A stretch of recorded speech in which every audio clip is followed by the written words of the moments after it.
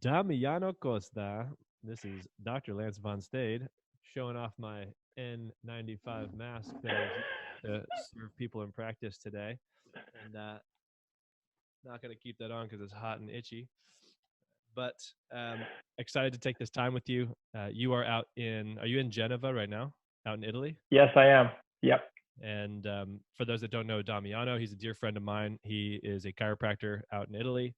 Went to school in Spain at the Madrid College of Chiropractic, and we got to know each other through Kairos Training Culture, which you can see on his shirt, but also he was the former president of the World Congress of Chiropractic Students. So a trusted source of information when it comes to being connected to the global chiropractic population, and someone who I resonate with the position that we're in, and wanted to reach out to have a conversation in advance because they are basically in a situation that we just entered, but being in Italy, they are not on lockdown, but on stay at home is what you have.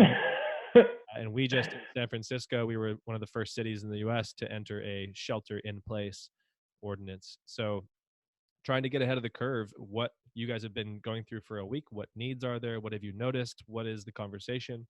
And if we are able to learn something from that and prepare in advance, I think that's helpful. So we already had a really great pre-chat, and I already learned a lot. I think this is going to be valuable for a lot of people out there that might have some questions. Yeah, it has been quite an interesting and fascinating last couple of weeks.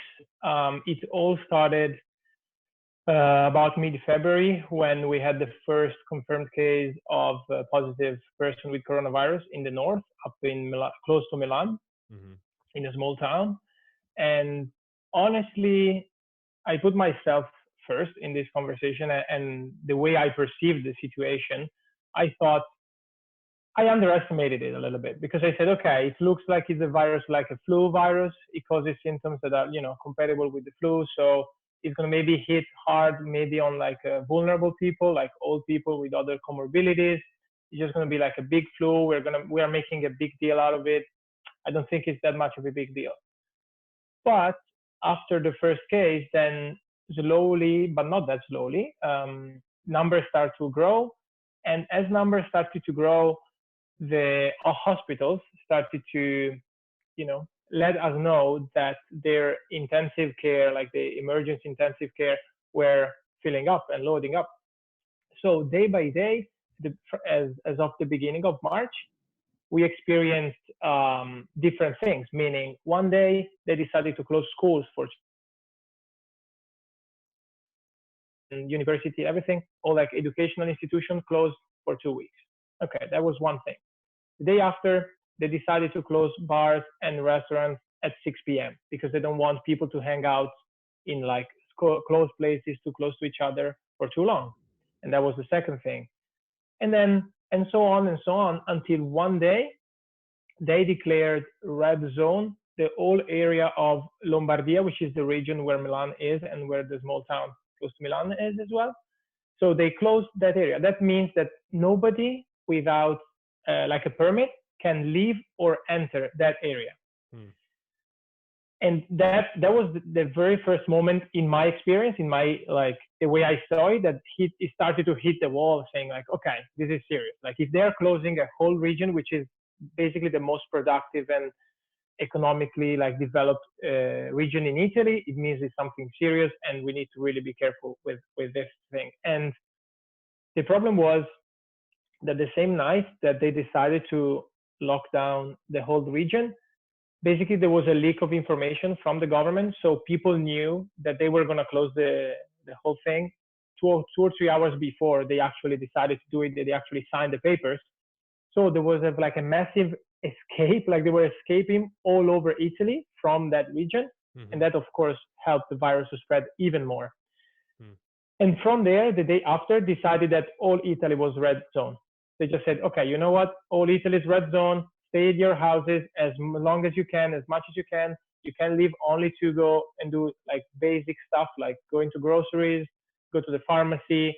Don't go to the hospital. If you have symptoms that are similar to flu or like fever, cough, etc., the first thing you do is you call a number, a specific number dedicated to emergencies. You explain the situation. And they will definitely ask you where you're from, if you have been in contact with the area, with the red zones, if you have been in contact with someone who has been tested positive, etc., etc. So it escalated very quickly between like March 6th to March 9th, which is when the whole lockdown or stay at home protocol started. And that's when we realized, okay, this is like something really serious, and we have to start taking responsibilities, not just for ourselves, but for the vulnerable people in our country, and also for the people that are taking care of them. So like MDs, nurses, they in hospitals, they're doing an amazing job, and it's extremely hard because every day there is like hundreds and thousands of people that have to go to the hospital, and they need to go in intensive care, and the hospitals are almost at full capacity. In the area of Milan, almost all of them are already at full capacity. They are trying to reinvent other buildings to set up as hospitals in order to reorganize the whole healthcare system. Yeah. To provide more space and more beds for the people that need it, because they don't want to get to the point that they have to decide, I'm saving you, I'm not saving you. Mm-hmm. So it's a challenging time, and it's spreading. As an individual, just being at home, being a chiropractor, not working, and what needs do you notice in the local community that's being affected by this? Well, I would say the biggest need that I saw is that a need for connection and for like reassurance that everything is going to be fine, because you see people really scared and very like worried about this virus. They're worried first to get the virus, first problem. Second problem, they're worried about their jobs, they're worried about their lives, because they're not making an income, they have expensive bills, they have rents, they have mortgages. And so fear is a big component in under multiple levels, and it's really challenging. And we as healthcare leaders, we are doing our best to try to help people to calm down and to explain them how is this going to work and why do they have to stay home. Because the thing is, if I cannot work, I cannot provide food for my family. If I cannot provide food for my family, I'm in an emergency status, so I need to go to work.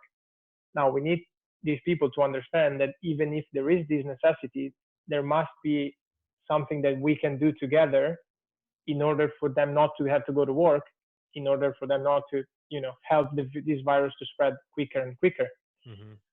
And fortunately, on behalf of like the government of Italy is doing a lot of efforts to help families, old people that don't have, that they are like really struggling financially. They are stopping mortgages, taxes, and financially helping whoever they can. Yeah. So that's a really big win for us, because we really saw that the government is there for us in moments that we need, because more than half of the all Italian population is at home now, not working, or they do smart working, or they're not working at all. It's like especially people like me, like us, that have to deal with, it's a contact profession, right? We have to touch people to be able to adjust them, but we cannot adjust them through the phone or with a computer. So it's very challenging for us, and the government is helping.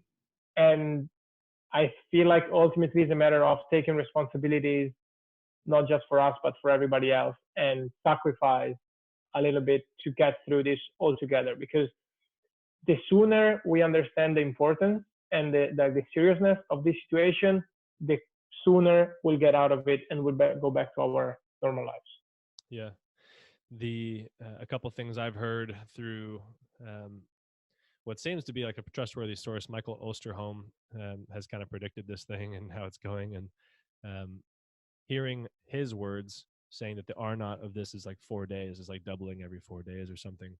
There's a lot of information swirling around. I'm curious, from your perspective, the information you're getting, are you getting that from your government directly, from the interwebs? Like, how are you staying up to date? And since you're so close to one of the hubs of this, being in San Francisco, which seems to be perhaps becoming another hub of this, at least in the US, it's difficult to weed through and filter information. Have you found anything to be more trustworthy than others, and how have you looked at it? So fortunately for me, having this now almost 2 weeks of having to stay home and needed to do some courses like we call it ACM, which is basically CPD. I looked up online and I found online CPDs in coronavirus. So this last couple of weeks, I've just been studying the coronavirus and how it's spreading. And what I read is that in Italy, it has a ratio of like 2.6. So every 2 days, I think. So yeah, it's doubling every 2 days or something like that. So it's spreading out quite quickly. Yeah. I think it's quicker than China now. Yeah. And so yeah, so that what I'm doing is all these like CPDs, they come from government institutions related to health. Yeah. They call it the Istituto Superiore di Sanità, which is, I don't know how to translate it in English, but it's not the NHS, but it's an. Love it. Just anyway, they the whole deal with healthcare, and like the Minister of Health is one thing, the ISS is another thing, and ISS is in charge of epidemiology. Yeah. So they collect data. They are in charge of controlling which laboratories are doing the tests, tests to confirm or deny if someone has coronavirus. So they run all these like statistics. They are quite precise, and so every day we can check on them, and I do these courses. So it's spreading quite a lot. It's spreading on a lot. Now we are about, I think, 25 or 30,000 people that have been infected. Yeah. And casualties, maybe 2,000. I don't remember about tonight, but yeah. Some of the things that, from what we talked about, and you mentioning the makeshift hospital, that kind of brought things to perspective for me as one of the influential inputs I've had, understanding how this impacts our healthcare system. Personally, I don't have any fear about contracting this virus. I actually kind of hope at some point that I get it in a good time, because it seems like everyone's going to get it at some point. The influenza kind of cruises through. Those that have amazing immune systems are going to be able to kind of weather this and deal with it, and hopefully not share it with people that are more at risk. And that, coupled with my wife working at UCSF, the hospital in San Francisco where the first cases were found, and all the turmoil of them trying to get their heads around it, and how they're organizing themselves to be able to weather the volume of people that may come if it ends up being like Italy.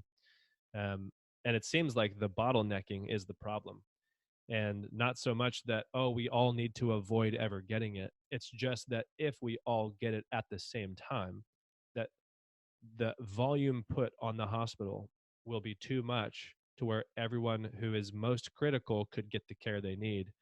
And that to me that's a very influential social burden that I feel is helping the hospital by being upstream from them and not transmitting this. And so we have had masks on the last 2 days while we've been practicing. But even with that, having people coming in off the street and perhaps not understanding the gravity of it and coughing or sneezing or wiping and not paying attention, we just can't 100% say that we have taken care of every measure when Monica, my wife, is at UCSF, and I'm seeing the measures that they are taking with glasses and double layer protection and gloves and everything. And when I think about risk to benefit with the people we're seeing here, we have chosen to, for those that can, who will not suffer for the next 2 weeks or 3 weeks without an adjustment, please, let's reschedule you.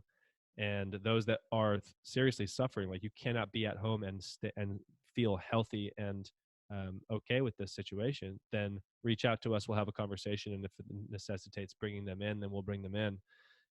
But obviously, if we have one person coming in within a period of time, then we can manage that and protect them even more. Can you describe to the people that what you were talking about for me, kind of what the impacts of the volume of people showing up all at once have been? The example that I can give you to clarify the situation is that in Genova, so in my hometown, they had to take one ship which has a capacity of, I think, 3,000 people, and rebuilding it inside to make it as a hospital. So to create a hospital instead of a ship, to put people in case for when the big wave of people infected that are going to need intensive care is going to come, there is going to be places for them. Mm-hmm. So you hit the point here. The matter for us, from our perspective as chiropractors, as in healthcare professionals, is social responsibility. Because we say that we want to care about our community, we want to help and support our community. And to be honest, in my decision was also to close down my practice for these next few weeks. It's because now is that's what my community needs me to do. My community needs me to avoid having to have people moving, commuting, coming to see me, and then leave, and then all these processes. Because no matter how careful you are, you can control what someone is going to do to come to your office. If they have to take the bus to come to your office, there is very high chances that they might get the virus. Same thing if they come by train, or if they even if they come by car, they're gonna hit at some point. They're gonna see someone else. They're gonna go around. And actually, right now, the Italian government is becoming more and more strict on having the police in the streets, checking if someone is around. They have to have a self declaration, like a permit that says I'm out because I have to go to do the groceries at the supermarket, or because I have to take care of my sick grandma or something like that, or go to the pharmacy. If you don't have the paper, then they will fine you. They will, in worst cases, they will even put you in jail. Mm-hmm. Which has been another hectic situation, because last week there were a lot of riots in the prisons, in jails, because the prisoners were not allowed to see, the inmates were not allowed to see their family members because of safety reasons. Yeah. And some of them freaked out big times. There were riots all over the country. Yeah. And few people died as well during these riots. Some people escaped, some people died. It was not nice to see. It was definitely not nice to see. It didn't help to create a safe environment, and they to calm people down, because the more violence you see, the more scared you will feel. Yeah. So that was another big thing that happened last week. Yeah. Well, thanks for sharing all that, man. Even Absolutely. You saying it reminds me to take some deep breaths. And the first announcement we made out to our practice members was, "Hey, it's Dr. Lance, and I'm here to connect and to be a voice of calm amidst the chaos and the storm." And I have also heard people labeling what's happening as a media onslaught, and at the same time, like, we are in control of these devices. We decide whether we pick them up and look at them and scroll, or we put them down and we sit with what is truly happening in our local community. And for me, just like the cell in the body will, yes, serve the larger global body and also respond to its local environment.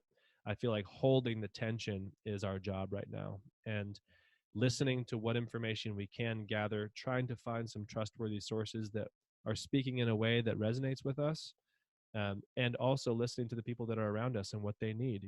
Our patients and practice members are wanting us to stay open. They want to come see it. They want to come get taken care of. And at the same time, they may not understand all the layers that we understand. And they don't see how many people I'm touching each day. And I can only wash my hands so much, but I'm adjusting with my body and everything else. And we're having a team meeting this afternoon to really make sure our whole team feels congruent with our decision. And then we're going to have a unified voice on how we present ourselves to our community, and voice our goal is to be a contributing member of our community as a business. And as the safety dwindled in our ability to protect our people and the transmission, I'm not worried about any people coming in right now getting sick and dying. I'm worried about them going back home to their friends at their Netflix party, and then those people go, and it's just, I'm seeing people walking in packs of 5 and 6 on the street, and there's a lot of people that aren't taking it seriously. And I feel called to step up and slow the transmission as much as I can, simply to offload those who are on the front lines dealing with those who have bottlenecked into the hospitals. So in the face of all what could be a very stimulating, exciting, nerve-wracking, and scary time, I think if we can take deep breaths, if we can remember we do have local communities we can serve, we can gather as much information as we can, make the best decision, and our subconscious is processing so much more than we can consciously. And we may not always be able to guess correctly what's happening in the future, but we can make decisions that are in alignment with our values and what feels to be best for us in the moment. And I hope that brings some solace to people, because who knows what's going to happen next week. We might have to take a Absolutely. We are move and adapt. Um, but if we have going a day by day. light grasp on how we move forward, um, I think we'll be all right. Yeah, totally. Yeah. And I would like to take advantage of what you just said to invite our dear friends, chiropractors and healthcare professionals. Even if you decide to close your practices, you still can reach out to your people. You still be the voice that helps them go through, as you said, through the storm, the calm voice that guides everybody. It Yeah. doesn't have to be your physical presence, but even your voice. And by voice, I mean calls, I mean social media, emails, however you connect with your community.